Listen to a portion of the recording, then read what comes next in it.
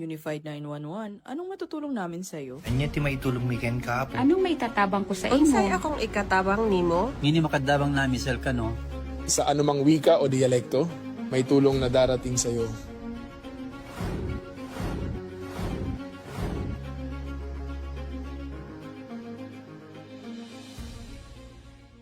Lilingkod sa bawat Pilipino at magbibigay ng tamang impormasyon para sa tahimik at maayos na Pilipinas. Police News Network, alagad ng batas, tagapagtaguyod ng balitang pulis, sandigan ng mamamayan, patnubay ng katotohanan. La Campo Crame, maghahatid ng pinakahuling kaganapan at nagbabagang balita. Ito ang PNN Police News Network. At ngayon, ang inyong mga tagapagbalita. Magandang araw, bagong Pilipinas. Ako po ang inyong alagad ng batas, tagataguyod ng Balitang Pulis, Patrolman Adrian Dayao. Maghahatid sa inyo ng tamang balita, kwento ng pulis at serbisyo para sa mamamayan. At ito ang PNP News Online, ang pangunahing balita ng Police News Network. Alagad ng batas, tagataguyod ng Balitang Pulis.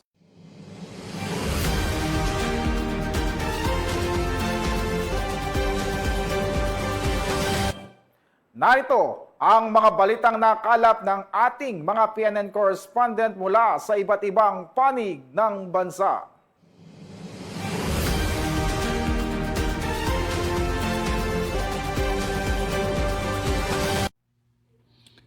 Isang kahangahangang halimbawa ng malasakit at kabayanihan ang ipinakita ni Patrolwoman Sheila May Rodriguez ng Catanduanes Police Provincial Office matapos niyang bigyan ng pag-aarugang ina ang isang bagong silang na sanggol na babae na natagpuang inabandona sa Sitio Lawag, Barangay Lictin, San Andres, Catanduanes kahapon March 11, 2026. Natagpuan ang sanggol ng isang concerned citizen sa ilalim ng puno ng mangga sa gilid ng kalsada na nakabalot lamang sa isang raincoat. Agad namang rumisponde ang mga otoridad matapos matanggap ang ulat.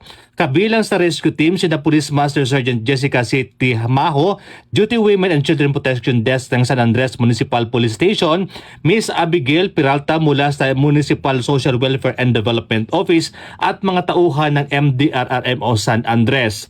Habang abala ang mga responder sa pag-asikaso sa medical at legal na proseso para sa sanggol, nagpakita naman ng higit pa sa kanyang tungkulin si Patrolwoman Rodriguez nang pasusuhin niya ang sanggol upang mabigyan ito ng agarang nutrisyon at ginhawa sa kritikal na sandali.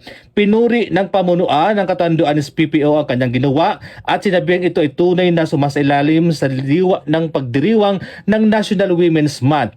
Patuloy naman na nakipag-ugnayan ang PNP sa Municipal Social Welfare and Development Office upang matiyak ang kaligtasan at kalusugan ng sanggol.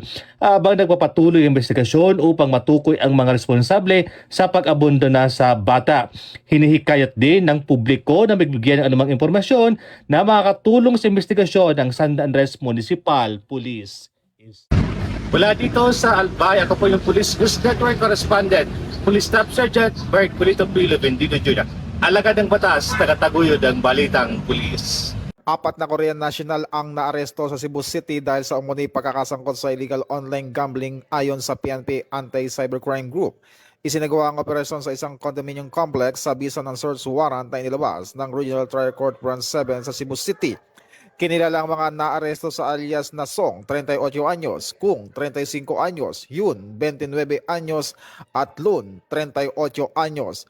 Ayon sa PNP ACG, halos 5 taon umanong nagpapatakbo ng online gambling operation ng grupo gamit ang isang website na ina-advertise rin sa social media.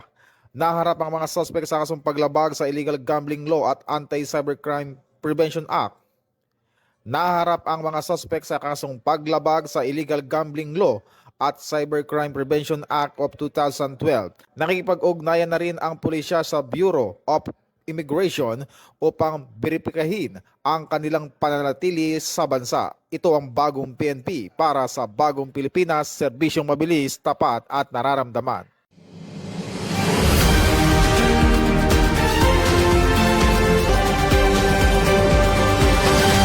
Naaresto ng pulisya ang isang negosyanteng si alias Steve sa basement parking ng isang mall sa Barangay 76, Pasay City noong Martes dahil sa maraming warrant of arrest sa kasong estafa. Ayon sa Criminal Investigation and Detection Group, nahaharap si Steve sa kasong syndicate estafa at paglabag sa Securities Regulation Code Republic Act H799. Umabot sa 879,000 ang kabuang piyansa para sa mga kasong may bail habang hindi bababa sa 9 na kaso ang non-bailable.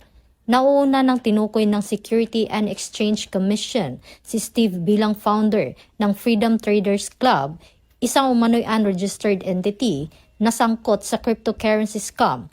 Kabilang din siya sa most wanted list ng Department of the Interior and Local Government na may 400,000 reward para sa kanyang pagkakaaresto. Ito ang bagong PNP para sa bagong Pilipinas, serbisyong mabilis, tapat at nararamdaman.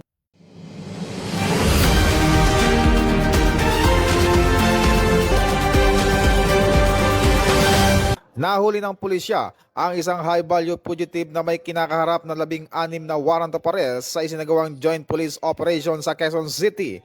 Kinilala ang suspect na isang 40 anyos na lalaki sa mga alias na Yagaw, Lucky, Mon at Red. Naaresto siya sa East Fairview, Quezon City. Ayon sa PNP, ang suspect ay naharap sa kasong destructive arson, murder, 3 counts of frustrated murder at 11 counts ng attempted murder na may mga warrant na inilabas ng Regional Trial Court sa Kalinga. Isinagawa ang operasyon ng mga operatiba ng Quezon City Police District kasama ang District Intelligence Division, Criminal Investigation and Detection Unit, SWAT, District Mobile Force Battalion at Police Station 5 matapos ang ilang linggong surveillance. Ito ang bagong PNP para sa bagong Pilipinas, serbisyong mabilis, tapat at nararamdaman.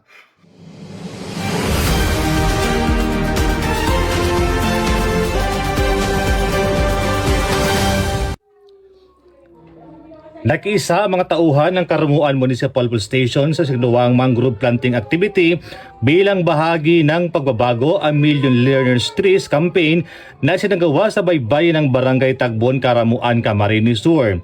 Aktibong lumahok ang mga pulis ng Karamuan MPS sa nasabing aktibidad sa pangunguna ni Police Major Glenn D. Alumi, officer in charge ng istasyon. Ang programa ay pinangunahan ng Office of the Vice President, Bicol Satellite Office bilang bahagi ng patuloy na pagsusulong ng pagpapahalaga sa kalikasan at pagpapatibay ng pakikisa ng komunidad. Kasama rin sa aktibidad ang mga tauhan mula sa 501st Majuver Company, RMFB 5, Bravo Company, 83rd Infantry Battalion, 9th Infantry Division Philippine Army, Municipal Disaster Risk Reduction and Management Office, Bureau of Fire Protection at Philippine Coast Guard Karamuan.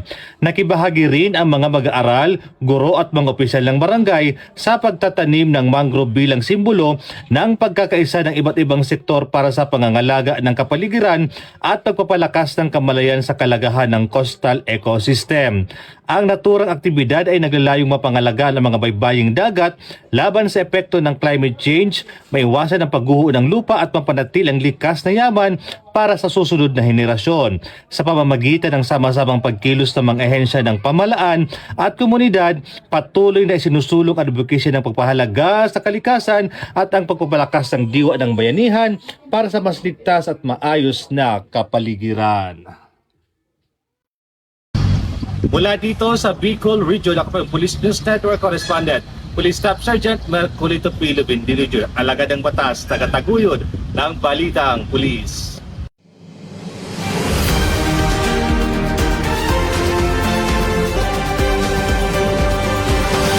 At yan ang mga inulat ng ating mga PNN correspondent mula Luzon, Visayas at Mindanao. At bago po tayo magtapos, para sa mas malawak at mabilis na ulat ng mga balita, huwag kalimutang mag-like, follow, and share sa aming official social media accounts ng Police News Network. Tutok lang sa aming YouTube channel para sa mga live stream at replays. At i-follow kami sa X account para sa mga real-time update at Facebook account ng Police News Network. Manatiling mapagmatsyag at laging alam ang totoo. Sa ngalan ng pamunuan ng Philippine National Police sa pangunguna ni Chief PNP Police General Jose Melencio Nartates Jr. at sa pamuno ni President Ferdinand Bongbong Marcos Jr., kami ay maglilingkod sa bawat Pilipino at magbibigay ng tama at balanseng balita.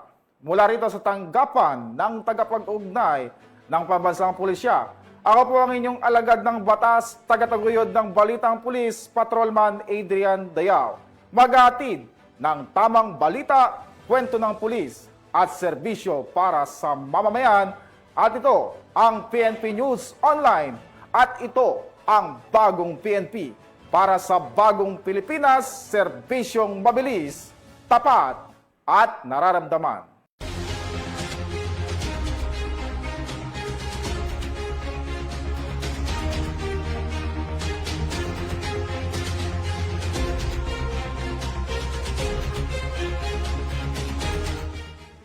Police News Network, alagad ng batas, tagapagtaguyod ng balitang pulis.